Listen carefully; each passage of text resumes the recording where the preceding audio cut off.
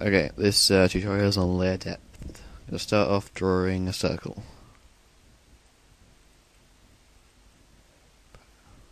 Just colour that in blue. And then make a new layer. And make it a red circle.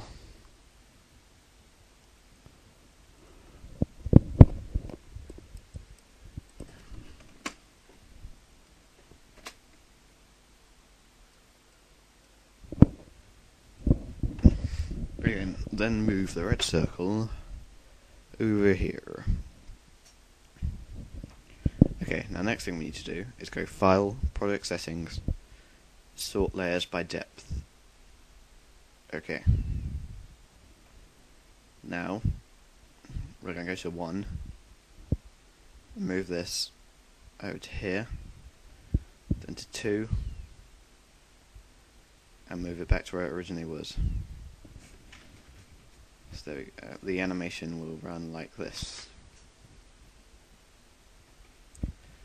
Now, next thing we're going to do is go in between. So 12 frames, and then change this value to 0.5. Now you notice the red dot just got bigger. I'll explain that in a minute. Then we go to 36, and we'll change this frame to minus 0.5. You see it's gone invisible. What it's actually done is gone behind the blue ball. Now, even though this layer 2 is above layer 1, this red one is still behind the blue one. So let's just play the animation now. See, it goes round it. Now, to see how this is working, press this button here, which is Orbit. You see, it's 3D. Now what Anime Studio actually does is it gets a load of 2D planes and puts them on top of each other. So, what you're seeing here is this is actually going round that 2D plane.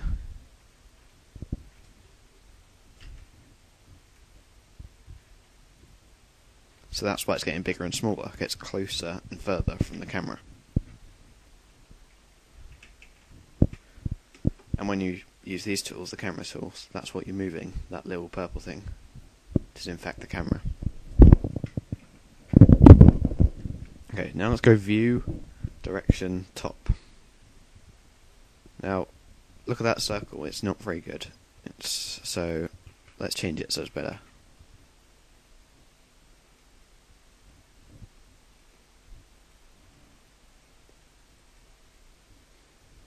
There we go, that's more of a circle, and let's just loop it. View reset.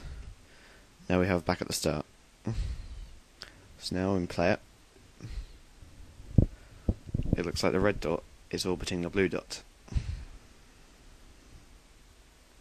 Now, if for some strange reason you didn't want the red dot to get bigger and smaller,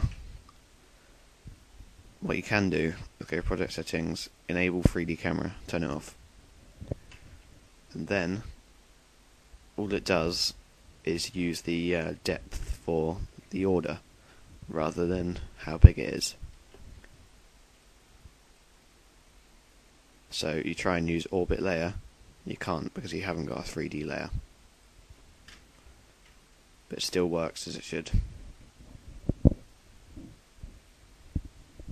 So that's how you can change the layering of orders, the order of layers, and it can be useful if you're doing some complex animations.